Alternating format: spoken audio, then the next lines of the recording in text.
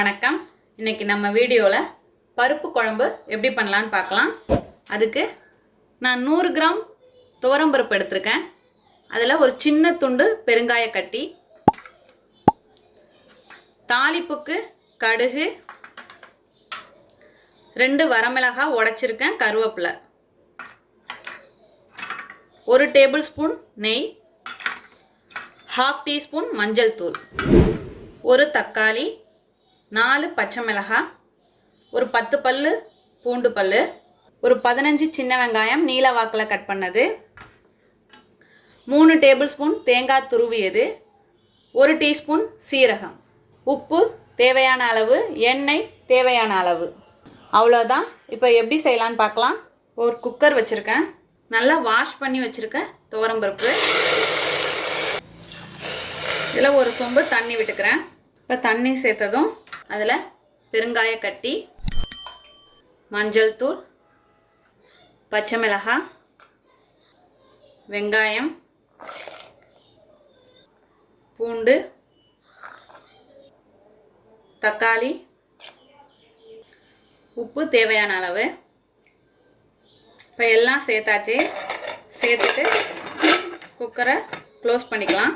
Weight சேர்த்து 4 whistle வரணும். Wait பண்ணுவோம். ப்ரெஷர் போனதும் ஓப்பன் பண்ணி பார்க்கலாம். இப்போ 4 விசில் வந்துடுச்சு. இப்போ குக்கரை மாற்றிடலாம். இப்போ ஸ்டவ்வை ஆன் பண்ணிவிட்டு ஒரு கடாய் வச்சுட்டேன். இதில் தேங்காய் சேர்த்துக்கிறேன். அதோட சீரகம். இதை ட்ரையாக வறுத்துப்போம். மீடியம் ஃப்ளேம்லேயே வச்சுக்கோங்க.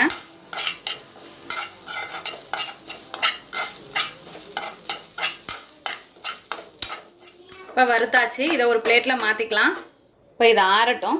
இதை தண்ணி எதுவும் சேர்க்காம ஆறுனதும் ஜாரில் சேர்த்து பொடியாக இடிச்சிட்டு வந்துடலாம். இப்போ அதே கடாய் வச்சுக்கோங்க. 1 டேபிள் ஸ்பூன் எண்ணெய் சேர்த்துக்கலாம். இப்போ எண்ணெய் சூடானதும் கடுகு பொரிஞ்சதும் வரமிளகாய், கருவேப்பிலை சேர்த்துட்டு ஸ்டவ்வை ஆஃப் பண்ணிக்கலாம். இப்போ ப்ரெஷர் போயிடுச்சு. ஓப்பன் பண்ணி பார்க்கலாம். இப்போ இதை நல்லா கடைஞ்சி விட்டுக்கலாம். அது நல்லா கரைஞ்சிருச்சு பாருங்கள். வெங்காயம், தக்காளி, பூண்டு, பச்சை மிளகாய் எல்லாமே கரைஞ்சிருச்சு. தேங்காய் துருவல், அப்புறம் சீரகம் எல்லாம் வறுத்து வச்சுருக்கோம். அது எல்லாத்தையும் பொடியாக இடிச்சிட்டு வந்துட்டேன். இதை சேர்த்துப்போம்.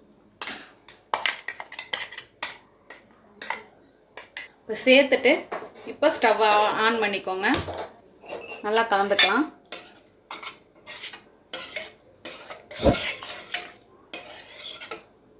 இப்போ உப்பு செக் பண்ணிக்கோங்க. இப்போ இது நல்லா கொதிக்கட்டும். நம்ம தாளிப்புக்கு வறுத்து வச்சதை சேர்த்துக்கலாம்.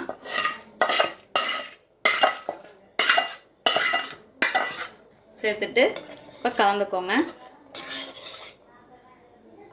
இப்போ நல்லா கொதிக்கட்டும். இப்போ கொதி வர்றப்ப இந்த நெய் சேர்த்துக்கலாம். இப்போ நெய் சேர்த்துட்டு உங்களுக்கு சாப்பிட்றப்ப இன்னும் நெய் தேவைப்பட்டால் சேர்த்துக்கோங்க. இப்போ 1 டேபிள் ஸ்பூன் சேர்த்துருக்கேன். இது போதுமான அளவு. இப்போ அவ்வளோதான். ஸ்டவ்வை ஆஃப் பண்ணிடலாம். அருமையான அற்புதமான பருப்பு குழம்பு தயார். இதே போல் நீங்களும் உங்கள் வீட்டில் செஞ்சு பார்த்துட்டு எப்படி வந்துச்சுன்னு கமெண்ட்டில் சொல்லுங்கள். தேங்க்யூ.